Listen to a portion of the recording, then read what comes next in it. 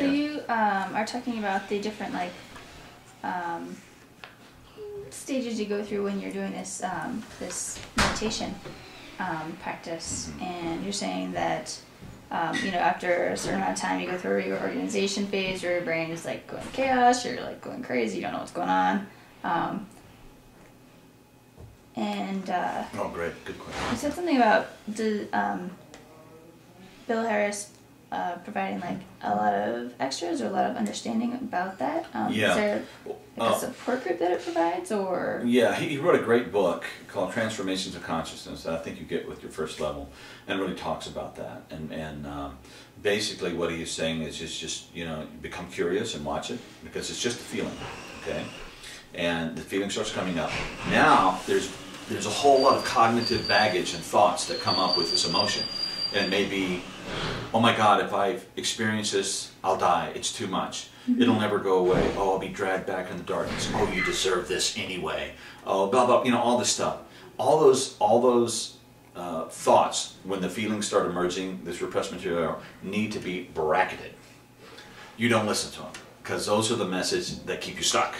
So you just start, okay, so it's coming up, all this fear, blah, blah, blah, all this whatever, stick it over here. You're aware of it, it's there, but you just, oh, interesting, look at those messages. And you start to feel the feelings in your body, okay? Then you just sit with that, and you can breathe in and accept and breathe out, release. That's when, and eventually it begins to, it builds up. It's almost like a contraction, being pregnant, you know, having a baby. I've never been pregnant, but I've been through 2 births. Right, vicariously went through the whole thing, and then it releases. And once it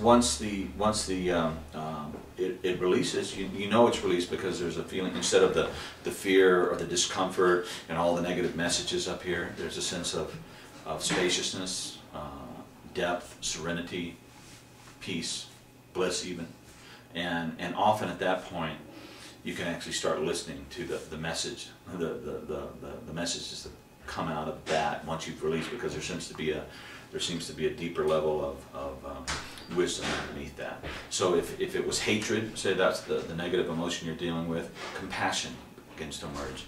Compassion for yourself, compassion for the people involved, or if it was just fear of existence, maybe faith, or whatever the kind of the mirror virtue of the negatives begins to emerge, and you just feel your depth and at peace. So once you've gone through that a few times, you begin to actually welcome it, because you know that it is a good thing. And also, it's interesting, it seems like these traumatic complexes of the trauma or whatever it was that kind of got stuck in the shadows, when it begins to release in meditation and you begin to deal with it, that once it's released, you find you have tremendous amount more energy in your life.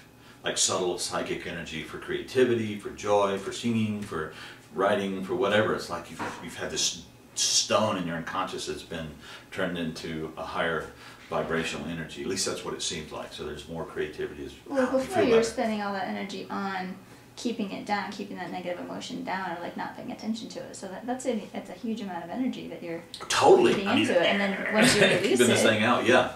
So that is all released for higher growth. And here's a great model to help understand that. And I'll use our little chart here. So we have these different developmental stages. So say you're born here at beige with $100 in your psychic bank, okay? And I don't know, something bad happens in your 0 to 18 months, and you kind of split off part of yourself, like $5 goes into your split off shadow unconscious stuff. Your mom was, you know, bipolar or being weird, whatever the trauma was at the time. And then you get up into this age, 1, 2, 3, some other bad stuff happens, you lose $8 more, and you know, you get into early, or you know, late childhood, early adolescence, and you're picked on, and you know, bad things happen, you get beat up, and you lose whatever it is, or everybody just thinks you're a geek, and you get all these messages, so you lose about $12 more. And so by the time you're up here and you're getting ready to go into adulthood, a shift, it takes, say, you know, at least $75 in your psychic bank account to make that leap from adolescence into adulthood, and you only have 66 left in your account. So you're able to kind of stick your head up into it, but it doesn't stick, and it goes back down. And if you've ever met persons, they never seem to have matured. They seem to be living, you know, they've never really emotionally, spiritually, intellectually got there. They're kind of stuck down here.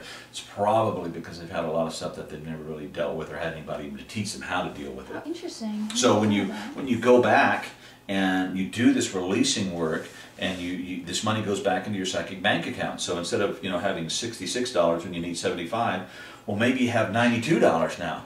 So you can make that shift into your next stage of development really well, and it sticks.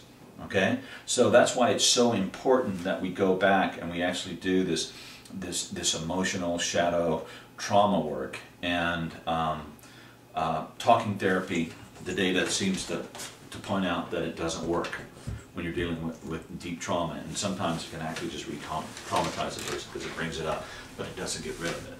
So now we're learning ways to actually go down and deal with it.